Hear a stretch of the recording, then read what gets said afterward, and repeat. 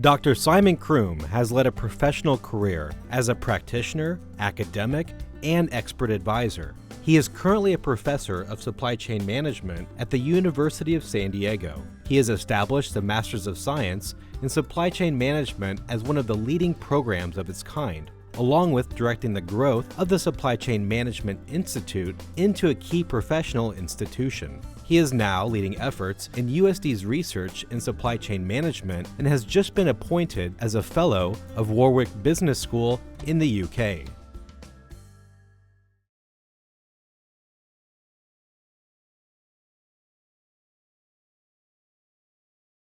Well, I guess if we look at any product that we use in our day-to-day life, whether it's a telephone, whether it's a can of beans, whether it's a TV, the cars that we drive, a couple of things come to mind. First and foremost, quite a lot of this stuff has travelled a long way to get to us. So we may have had beans that are grown locally, but if they're canned, they could well have been grown in Kenya, processed in Africa, and shipped over to the United States. With our cell phones, we know because we read in the press that Apple manufacture in China. So we're aware that we're using goods that have come a long way. We're also aware that it's not just Apple that are responsible for the iPhone. They have suppliers. We know that Foxconn are a major assembler of their products. But Foxconn have suppliers. So goods travel from one stage to another. And we used to talk about supply chains being from Mother Earth to the final consumer. In other words, we extract minerals or we grow plants, and those are processed and they end up in the hands of the consumer. We now talk about cradle to cradle and say that it's from the generation of an idea until the replacement of that idea with a new one. So we see that supply chains are all around us. But the fact that everything we see in economic systems is really a consequence of supply chains. Where do we invest money? Do we invest money in a new facility in Detroit, or do we have a new facility in Brazil? That's an investment decision, but it's dictated by supply chains. How are we going to manufacture a good? How are we going to deliver a service? We're going to see that we're exporting, we're importing, we're collaborating with organizations overseas.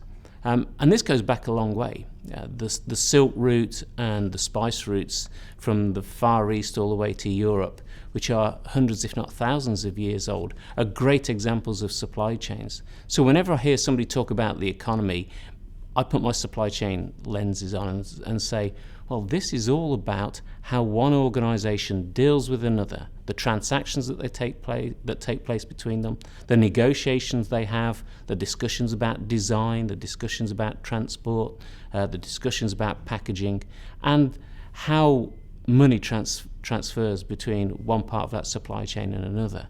And we hear a lot about exporting jobs, and partly it's because we're buying products that are assembled overseas, but we mustn't forget that it's also about corporations that assemble or build things in the US who are increasingly buying things from abroad, and vice versa. You know, we do export a significant amount.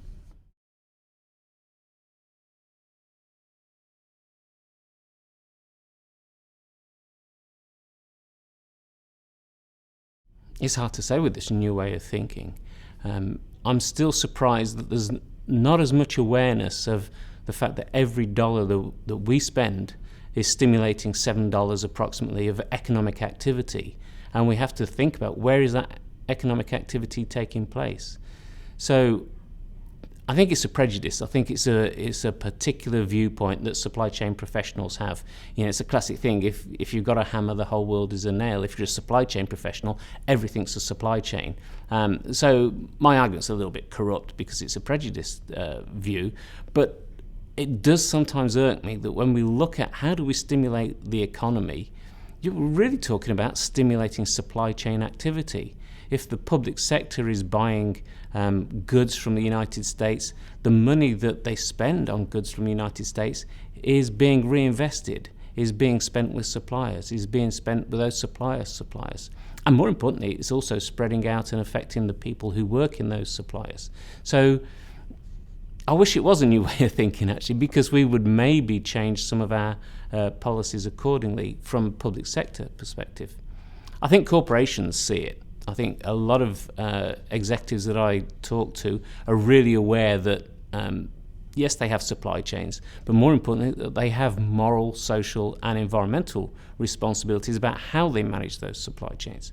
So gone are the days when organizations could be rather blasé about pollution, or rather blasé about working conditions in the countries from which they're sourcing. I think now they have to at least have a response to that. They have to understand that consumers want to know, and they have to be aware that investors increasingly want to know, and they want to know about supply chains. So maybe it's not a new way of thinking, but I'm hoping that it's a way of thinking that is spreading. I think partly that's my mission in life, is to proselytize the world about supply chains, and at least start to think with a supply chain pair of glasses on for a proportion of the time.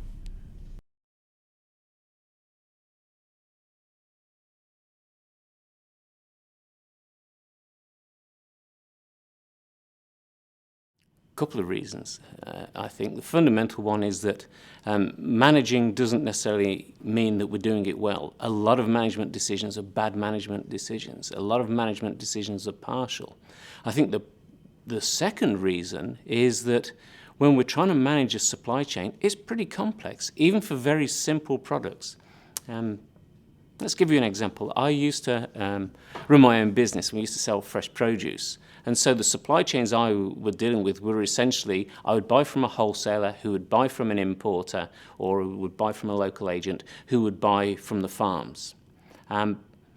It was only when I started to think about, well, could I go direct to those farms? Would that be beneficial to me? It seemed as though it would be a good idea, because I could buy products more cheaply. I could buy potatoes for 20% less if I went to the farm than if I went to the wholesaler. But then I realized that come bad weather, my farm had no potatoes, and I'd got no relationship with a wholesaler. So that would really mess up my supply chain continuity. So I had to think about building a network of relationships, thinking about collaboration. And I was probably being very selfish. I wasn't thinking enough about networks. Now, if we look at large organizations, not only do they tend to think about themselves and think about their own financial performance, often at the expense of their suppliers, because we see so much evidence of adversarial negotiation. We see so much evidence of suppliers going out of business because they're not making a profit. But it's compounded even further by two other factors. Firstly, large organizations are siloed. So if I'm the finance guy, I'm thinking about financial issues in the organization. And secondly, we're obsessed with short-termism. So it's not only about the financial performance of the business, but what is the financial performance of the business this quarter or this month? I also used to work in engineering, and to this day, I am still perplexed by the obsession about, it's the end of the month, let's get all of our goods out so we can invoice for it. You know, that was really pandering to yet another really inefficient approach, a financial approach, an accounting approach, which is invoicing at the end of the month and paying on the basis of invoices received at the end of the month, rather than thinking about how do we become world-class? How do we stop invoicing because it's not a value-added activity? How do we smooth out the flow? Because you talk to anybody in operations and say, if you had a magic wand, what would be your one wish with that magic wand? And it would be, I'd want everything to remain the same. I'd want stable, steady, painless production. And that would be my dream ticket. And in many ways, you'd think we should have that. You know, we build X number of cars. A car comes off the production line every 15 seconds. So you'd think that was a stable production line, or you'd think it was definitely going to be a stable supply chain. But no, it isn't, because people get in the way and disrupt the flow. And I think finally, we haven't trained enough people in supply chain thinking. That, you know, to use a cliche, we take decisions for the better good of all rather than for the individual benefit. But the reality is that we compete supply chain to supply chain. So if our supply chain decisions are good, then we're going to compete well against our competitors' supply chain. So it's a win-win as far as I can see it. But it's just not in the psyche of so many organizations, except those world-class organizations that we hear about all of the time, and except for organizations that really get the importance of their interdependence.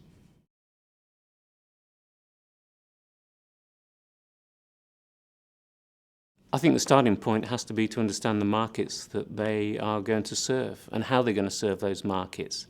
And we in supply chain think of markets slightly differently to the way that marketers think of markets. Marketers, for example, will segment the marketplace according to some criteria. It could be age, it could be income, it could be certain sort of preferences.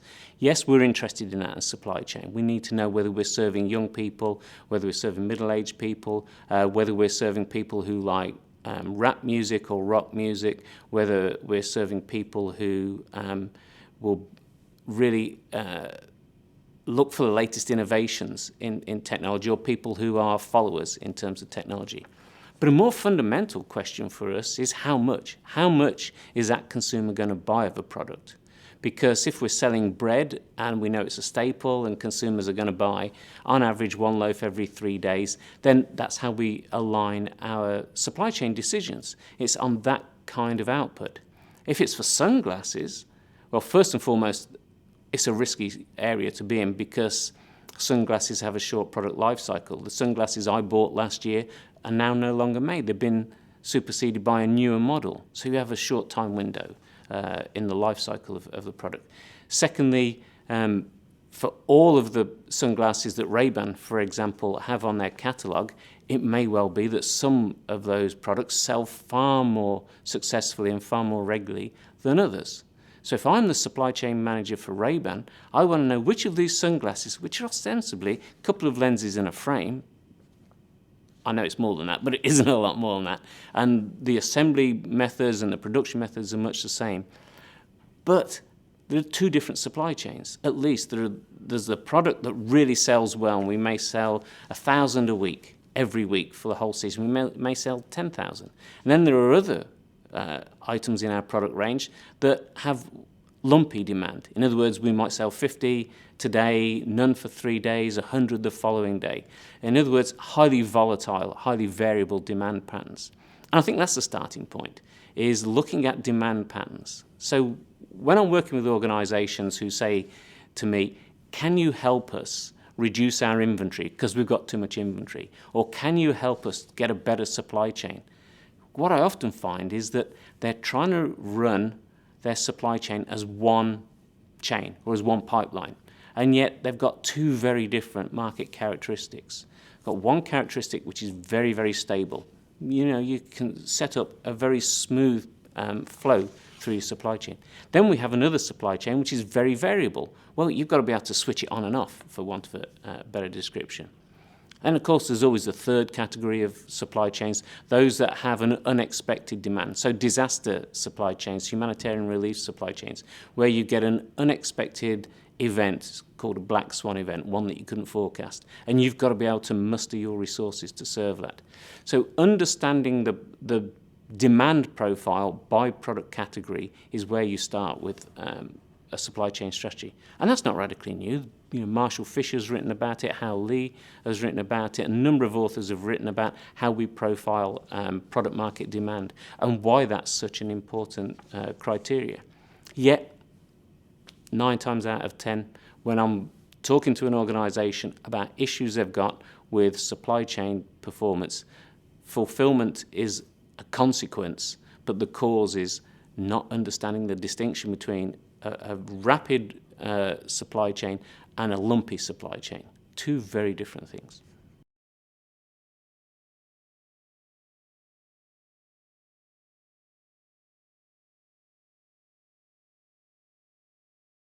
Absolutely, and that's the problem, is that in marketing we think about product, and engineers think about product. In supply chain, we've got to qualify that. We've got to say, yes, I know it's a pair of aviator sunglasses, but when we're serving the Midwest market, it's very different from serving the West Coast market.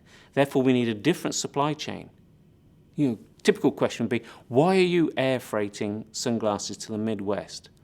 Because we don't want to hold inventory. It's very lumpy demand. If the weather's lousy, we're not going to sell sunglasses. If the weather's good, we'll sell sunglasses. Holding, $150, $200 sunglasses in inventory is an expensive thing to do. The West Coast, sun always shines. People are always going to buy sunglasses. So that's a great market for sunglasses. If you're in Europe, the market for sunglasses in the south of Italy, the middle of Italy, the north of Italy, the middle of France vary significantly depending on weather patterns. And Europe has some very interesting weather patterns and variations between weather patterns.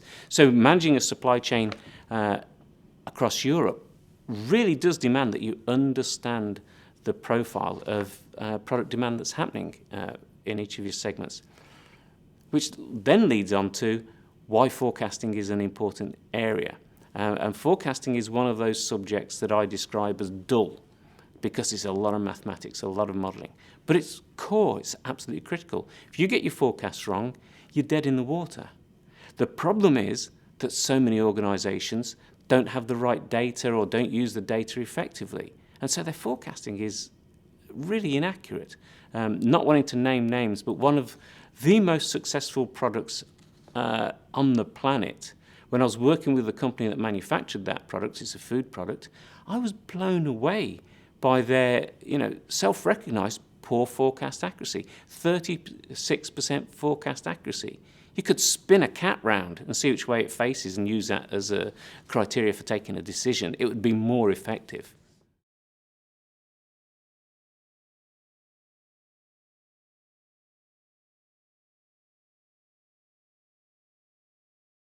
You think so? So, yes, we've got a lot more information. And let me think back to this. About 15 years ago, I started doing some research on electronic procurement and e-business. And at first, I was really impressed because we're now getting we're getting data about what an organization is buying and who from. So electronic procurement gives you access to all of this data. A couple of things that really rapidly astonished me, because I'm not an IT guy and I'd not really thought about it, is one, that the data wasn't accurate. The data that they got wasn't accurate. And secondly, that it depended.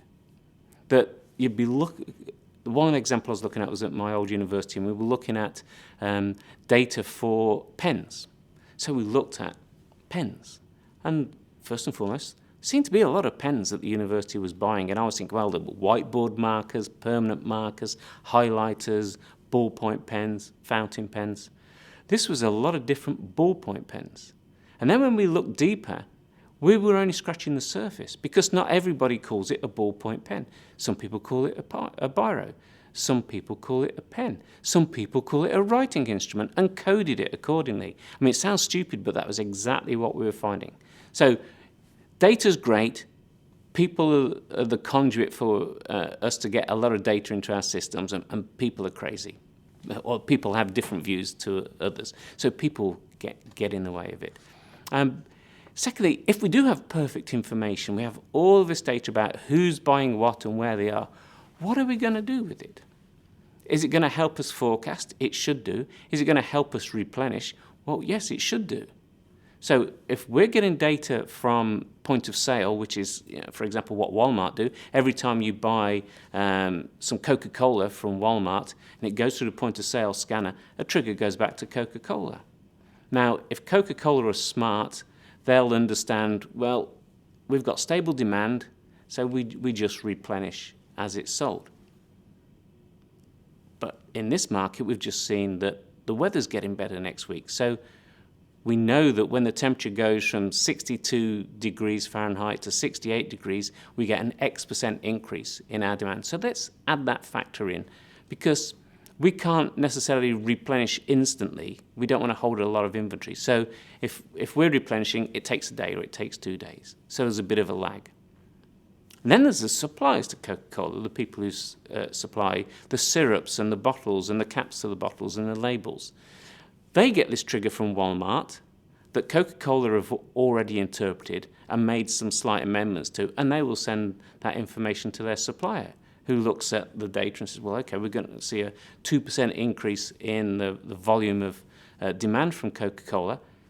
Do we increase our bottle production by 2%, or are we going to draw from inventory, or are we going to increase it by 2.5%? And what I'm describing is a system dynamic phenomena called the bullwhip effect. And we see it all the time. We see what happens when there's a slight perturbation in the marketplace. So we hear that bottled water is going to be in short supply. So people behave crazily or rationally, depending on your viewpoint, and go and buy all of the water up, which completely corrupts the supply chain. Or there's a false forecast that the weather's going to get hot, so people are expecting that they're going to have to buy extra bottles of water. So the guys in the supply chain produce more, and that isn't a pattern of behaviour that the customers then exhibit. So the bullwhip effect is a common phenomenon that's caused by human behaviour. Again, back to what I was saying about data and information. We might have great data. We might even have good information. That's data that tells us something useful. But then we've got to interpret it. As an organisation, we've got to make sense of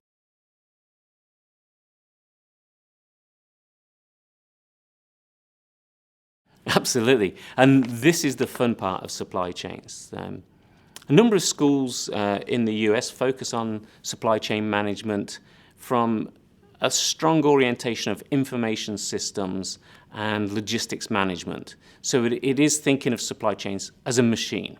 And that's fine, because we do need to understand how to run the machine of a supply chain far more efficiently and far more effectively. So the better we are at shipping goods in full containers rather than part empty containers, the better we are at moving our trucks around with a full load rather than empty, then that's going to have a big efficiency impact on profitability, but also obviously on the environment. We haven't got trucks driving around burning up fuel and adding no value.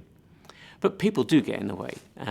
People not only get in the way when it comes to forecasting and the mechanics of supply chain, but supply chains are about how one group deals with another, whether it's an organisation, whether it's one department dealing with another.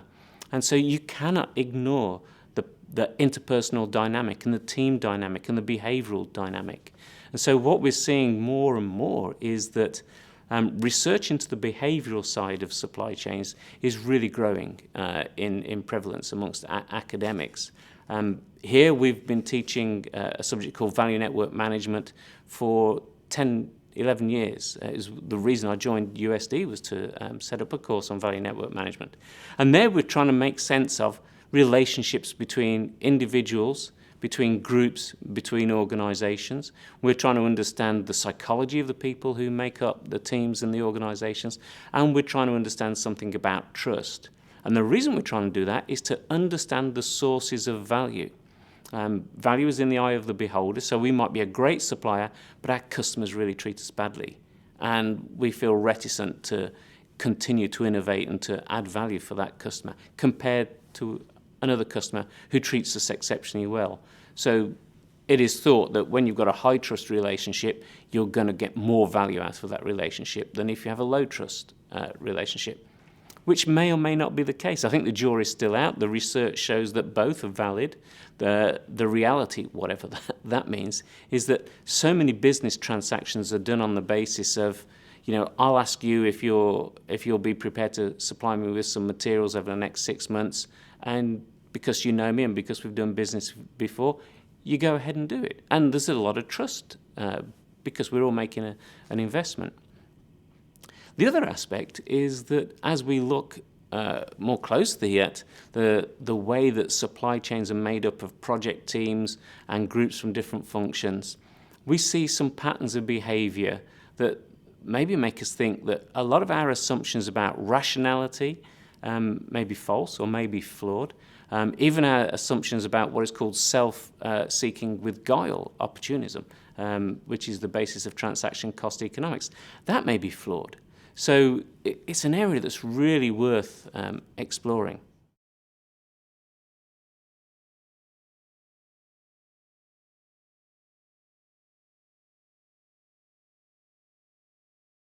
Well, the two projects that we have on the go at the moment actually do reflect the points that I was just making. One is to look at the personalities, the behavioural constructs of supply chains, particularly buyer-seller relationships.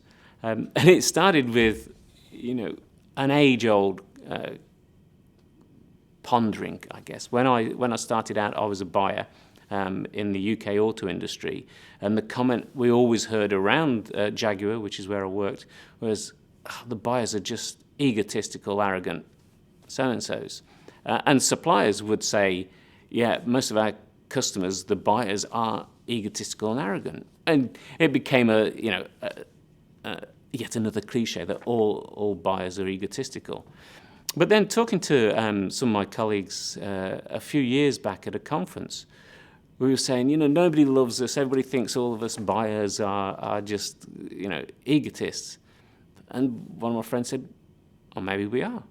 And that was the trigger for this research project, which is to look at personality traits, really personality disorders in supply chain. There has been some groundbreaking research that shows that organizational life actually is a great place for a psychopath, because organizations provide the food, the nourishment for a psychopath to thrive, because of the short-termism, the emphasis on ego, the way in which we might have data and information, but often we like the good story to get in the way of all of that data and information. So despite what we see in front of us, if somebody is saying, I guess I'm talking about gossip, if somebody's saying, oh, well, this department's really lousy, and the chief engineer, he has no idea what he's doing. Do you know what he did last week? He went out and he spent 2 days, we don't know where he was, but he comes back with a cereal box with some drawings that his kids put on it. That's what our engineer does. And that was actually a story about how the Jaguar XJ220 got designed and was proven to be a really phenomenal design project. So we're looking at the personality traits in buyers and sellers and supply chain professionals, and working with hopefully with a couple of psychologists, because that's not our discipline, and you need somebody who's got that discipline. And the second project is looking at the other side of supply chains, the mechanics or the operational supply side of supply chains, but with a view to modifying that with an understanding of organizational characteristics. And what we're doing there is looking in depth at an operation at a time, or a business unit at a time, and asking very fundamental questions. How well are you doing? What are you doing to get better? What do you think is important? And those 3 questions alone, although we've got more than 3 questions, and we delve a little bit deeper, fascinating insights. First and foremost, you realize that there's not consistency about, what do we have to do to be successful. Then we see that the how are we doing question brings back answers that tell us, well, it depends who you are as to how well you think you're doing, even if it's about a tangible facet, such as, are you delivering on time to your customers? And the answer to that is yes, no, it depends, depending on who the person is. And then thirdly, what are you doing to improve? That varies. People at the front line operation may say, well, what we're trying to do is we're trying to take cost out. And you talk to senior managers and they say, well, we're really putting all of our efforts into service improvement. So you get a disjoint there. And then when you start to match these things up and say, well, what's important to the customer? How well are you doing? And what are you trying to do to improve it? If there's not a resonance or reconciliation between those things, you have to ask yourself what's happening. And we've been doing this for a number of years, probably 10 years now. One of the traits we see a lot of is fashion. Fashion is important. So let's jump on the e-business bandwagon, or let's jump on the lean wagon, or let's jump on the Lean Six Sigma wagon, or let's jump on the teamwork or the project management PMBOK initiative, because those are the latest toys that are out there. That's how I would describe it. But if it doesn't satisfy the product market characteristics of your supply chain, it is wasting an effort. No matter how hard I might say that I'm going to become an opera singer, I know that I'm tone deaf and I don't have the vocal abilities. I just don't have the physiological vocal abilities to become an opera singer. So it might be nice to have a dream and just keep pursuing it. But if an organization does that, it's a lot of waste resources trying to be an organization that is leaner than anybody else in their business. If what the customer wants is agility from their suppliers. If you're trying to be lean and low cost and your customers want agility and flexibility, there's a mismatch there. We're not talking the same language. So those are the 2 research projects that we've got on at the moment.